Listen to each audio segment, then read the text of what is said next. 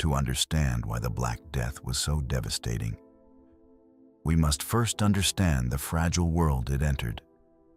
Because by the early 14th century, much of the medieval world was already under immense strain. For centuries, the population of Europe had been growing steadily. Fields were cleared for agriculture. Forests were cut down. New villages appeared across the countryside. Cities expanded rapidly. Trade flourished across continents. But this growth came with serious problems. Many cities had grown faster than their infrastructure could support. Sanitation was almost non-existent. Garbage was thrown into streets.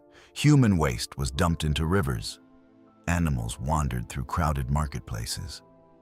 And rats thrived in these environments. At the time, no one understood the danger. The concept of bacteria or microscopic disease had not yet been discovered. People believed illness came from bad air, divine punishment, or mysterious cosmic forces. But in reality, medieval cities had become the perfect breeding grounds for disease.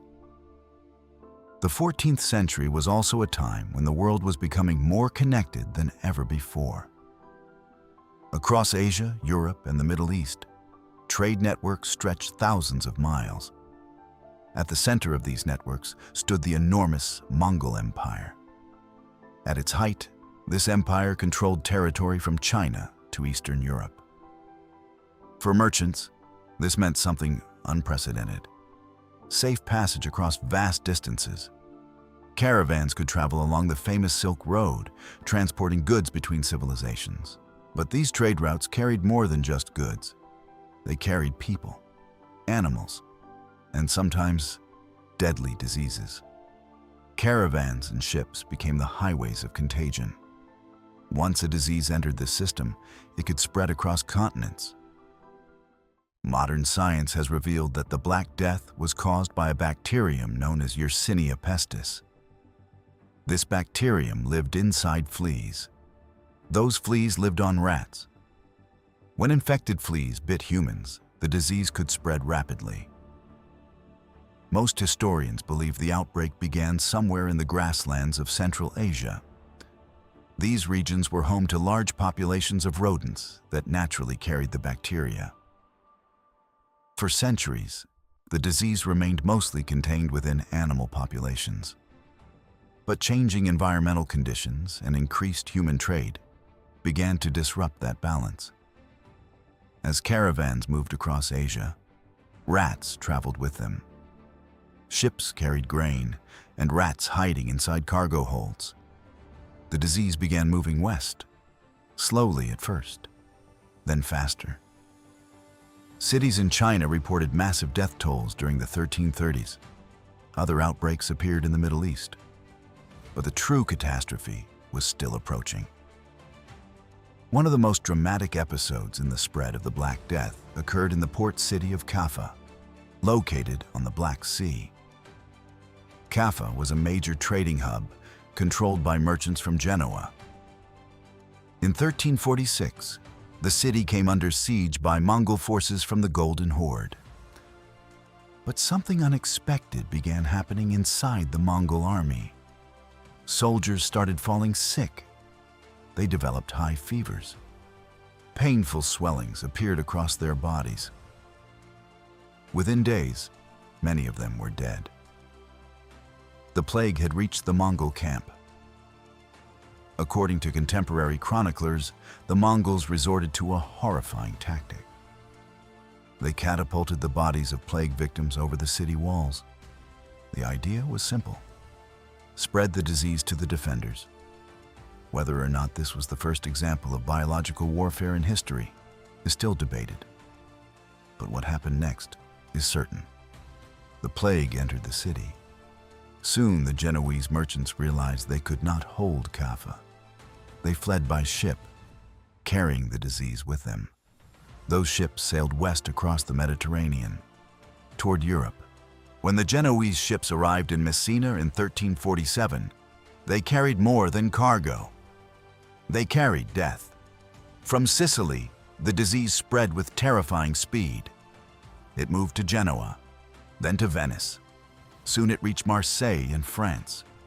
Trade routes carried it inland. Within 2 years, nearly every region of Europe had been touched by the plague. Cities were hit the hardest. Crowded living conditions allowed the disease to spread rapidly. Doctors tried desperately to treat patients, but medieval medicine was powerless. Some physicians wore strange protective outfits with long beak-shaped masks filled with herbs. They believed this would filter the poisonous air they thought caused the illness. In reality, nothing worked. The plague killed with terrifying efficiency. Victims often died within 3 to 5 days. Families collapsed. Entire neighborhoods were abandoned, and fear spread faster than the disease itself. The most common form of the disease was bubonic plague. Its symptoms were horrifying. Victims developed swollen lymph nodes called buboes, usually in the neck, armpits, or groin. These swellings were extremely painful. High fever followed, severe weakness, vomiting, internal bleeding. Dark patches appeared on the skin as tissues died. These blackened marks gave the pandemic its name, the Black Death. For many people, death came within days. Some victims died within 24 hours. Medical knowledge of the time had no explanation. Some blamed planetary alignments. Others believed God was punishing humanity for its sins. But the truth would remain unknown for centuries. By 1348, the plague had spread across vast regions of Europe. Everywhere it appeared, the results were the same: chaos, fear, and unimaginable loss of life. In cities, church bells rang almost constantly for the dead. Mass graves were dug because individual burials became impossible. Priests struggled to perform last rites as the number of dying people grew beyond anything society had ever experienced. In many places, entire households vanished within days. A father would fall sick first, then the mother, then the children. Soon the entire family would be gone. Neighbors were often too afraid to help. People avoided contact with the sick. Doors were locked, windows shuttered. Entire streets fell silent. The medieval world had never experienced anything like this before. And because nobody understood the true cause of the disease, fear and superstition spread just as quickly as the plague itself. Medieval society struggled to understand why such a catastrophe was happening. Without knowledge of bacteria or infection, people searched for explanations that made sense within their worldview. Many believed the plague was a punishment from God. According to this interpretation, humanity had become sinful and corrupt. The disease was divine judgment. In response, religious processions filled the streets of many cities. People prayed publicly for forgiveness. Some even joined extreme religious movements. One of the most famous of these groups were the Flagellants. These wandering groups traveled from town to town, whipping themselves as a form of repentance. They believed that suffering would convince God to end the plague. Crowds often followed them, but the disease continued spreading. Others blamed the alignment of planets. Medieval astronomers claimed that a rare planetary conjunction had poisoned the air. This theory became widely accepted among physicians. Doctors believed the plague was caused by miasma, corrupted or toxic air. To protect themselves, they burned incense and carried fragrant herbs. Some wore protective masks with long beaks filled with aromatic plants. But these efforts did nothing to stop the disease, because the true cause remained invisible. When fear becomes overwhelming, societies often search for someone to blame. During the Black Death, many communities turned their anger toward minorities. Jewish communities in particular were falsely accused of poisoning wells and spreading the disease. These accusations had no basis in reality, but fear made people desperate.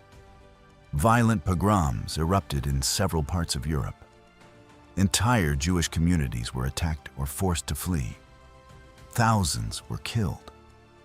These tragic events became one of the darkest chapters of the Black Death era.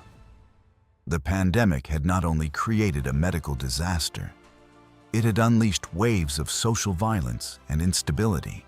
The true scale of the Black Death is difficult to comprehend even today. Modern historians estimate that between 75 million and 200 million people may have died worldwide. In Europe, the population may have fallen by as much as 50%. Entire villages disappeared from historical records. Some farming communities were never rebuilt. Fields were abandoned. Roads became overgrown. Travelers described landscapes dotted with empty houses and ruined farms. Cities suffered catastrophic losses. In Florence, chroniclers recorded that more than half the population died. In London, tens of thousands perished within a short period. Even powerful centers like Paris and Venice could not escape the devastation. The plague spared no class of society. Kings, merchants, farmers, priests, all were vulnerable. Death became a constant presence in everyday life. The medieval economy depended heavily on a rigid social system known as feudalism. Under this system, peasants worked the land owned by nobles in exchange for protection. But the Black Death disrupted this system dramatically.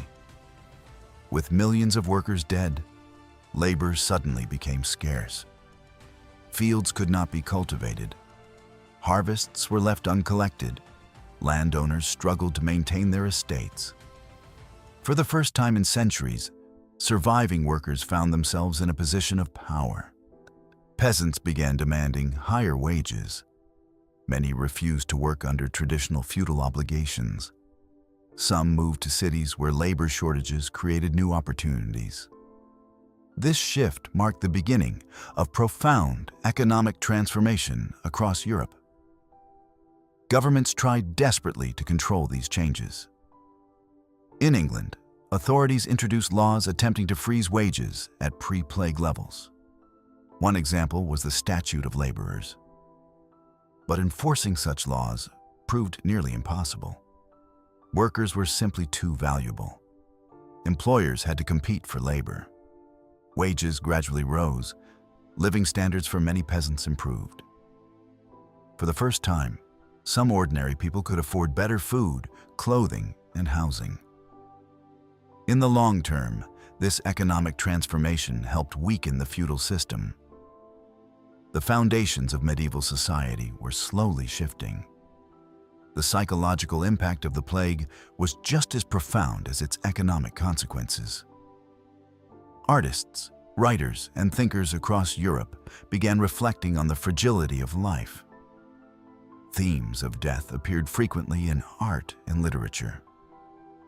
One famous example was the concept of the Dance of Death, a symbolic representation of skeletons leading people from all social classes toward the grave. Kings and peasants alike were shown dancing with death. The message was clear: no one could escape mortality.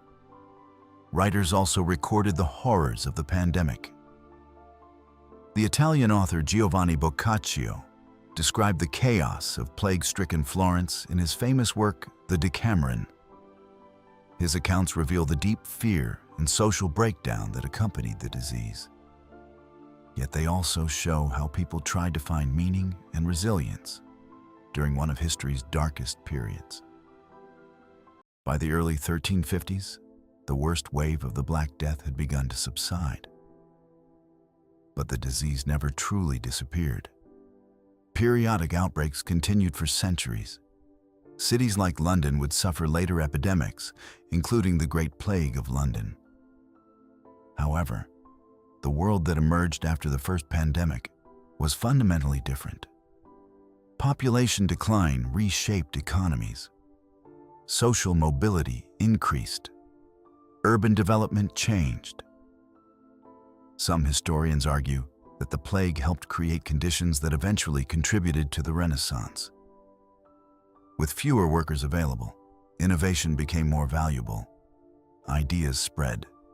Societies adapted. Out of devastation came transformation.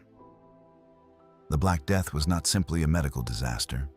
It was a turning point in human history. It shattered the medieval world. It weakened feudal systems. It changed economies. It transformed culture. And it forced societies to rethink how they understood disease, death, and survival.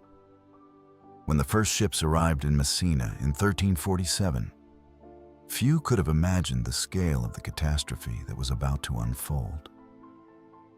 But by the time the plague subsided, the world had changed forever.